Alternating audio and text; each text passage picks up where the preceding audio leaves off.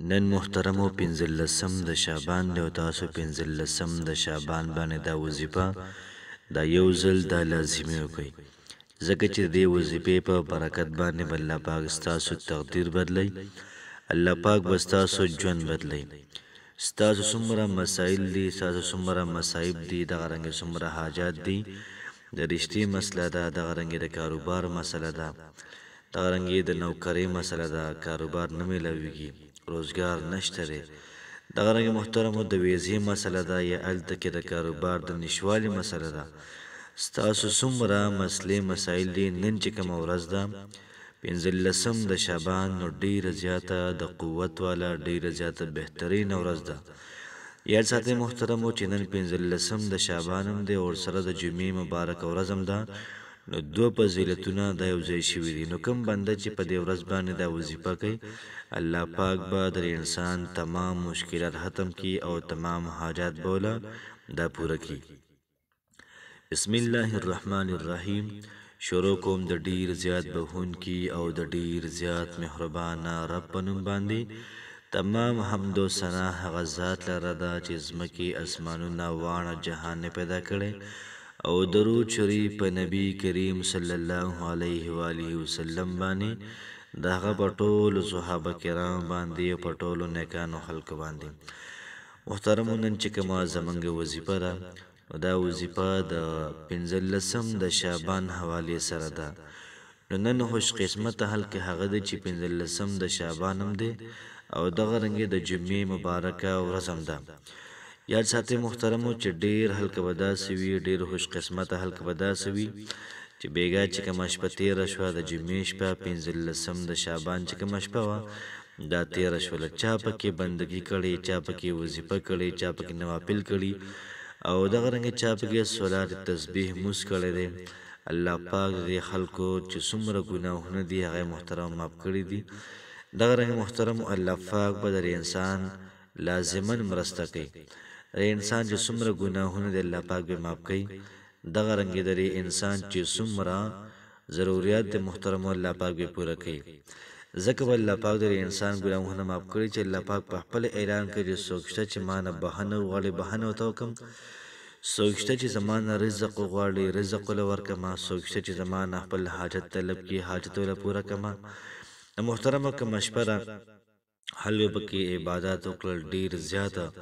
خو نن چې کوم ورځ ده د ډیرو خلکو روجم ده د چا روجه نشته دی نو دا وظیفه محترمو دوانه قسمه حل کې ادا کولی شي که تاسو دا وظیفه شروع کړئ د یو حاجت دپاره او ستاسو یو حاجت پوره کیږي نو تاسو د هغې دپاره د دنیا وظایف وکړل نن دا وظیفه وکړئ انشاءالله ستاسو حاجات به الله پاک محترمو دا به پوره کړي څومره تاسو په مشکلاتو کې څومره تاسو په تکالیفو کې نو دا وظیفه وکړئ الله پاک به ستاسو مشکلات او تکالیف دا به ختم کړي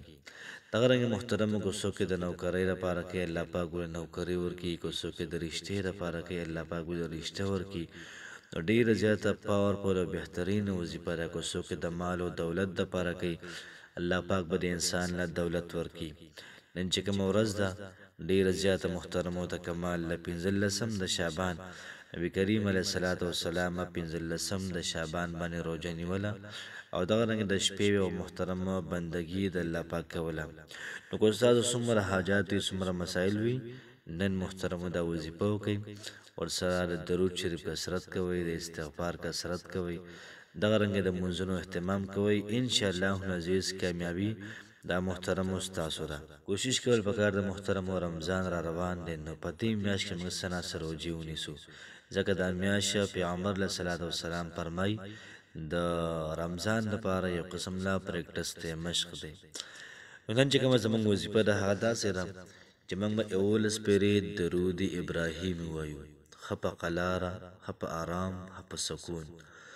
چې کله موږ اولس پیری درود ابراهیم ویلی بیا به د هغې نه بعد 1100 پیری 1100 مرتبه یا ارحم الراحمین یا ارحم الراحمین یا ارحم الراحمین دا به ووایو او فرمای علماء کرام چې کومه وظیفه دا سوشي چې به کې الفاظ د یا ارحم الراحمین وي تقریبا ابو هريره صاحب یا عائشہ صدیقه رضی الله تعالی عنها وای چې کومه دعا په یا ارحم الراحمین وشي نو هغه لازما قبلیږي. نو 1100 پیرې تاسو یا ارحم الراحمین وظیفه وکئ. بیا د هغې نه بعد تاسو درېیمه کلمه سبحان الله والحمد لله ولا اله الا الله والله اکبر ولا حول ولا قوة الا بالله العلي العظيم دا درېیمه کلمه را دا تاسو سل پیرې وایئ. بیا د هغې نه بعد تاسو سل پیرې الله الصمد وایئ، الله الصمد. او بیا د هغې نه بعد سل پیرې تاسو حسبنا الله ونعم الوکیل، حسبنا الله ونعم الوکیل، حسبنا الله ونعم الوکیل. بیا د هغې نه بعد 11 پیرې درود ابراهیمي وایئ. ان شاء الله العزیز تاسو په زړه چې کوم ارمان وي، کوم امید وي، دا به الله پاک لازماً پوره کوي. یا محترمو د هغې نه بعد آخره کې دعا وکئ او بهترین اعلی دعا وکئ. داسې دعا تاسو کوئ د الله پاک په تاسو باندې رحم راشي. الله پاک ویني چې زما دا بنده څومره زیاري کوي، زما دا بنده څومره مینت کوي، په دې وظیفه باندې څونه خواري وکړله. دغه رنګه څومره چې موږ خواري کوو نو الله پاک به زموږ خواري دي دا به ضایع کوي. نو الله پاک مو خوشحاله آباد ساته. السلام علیکم ورحمة الله وبرکاته.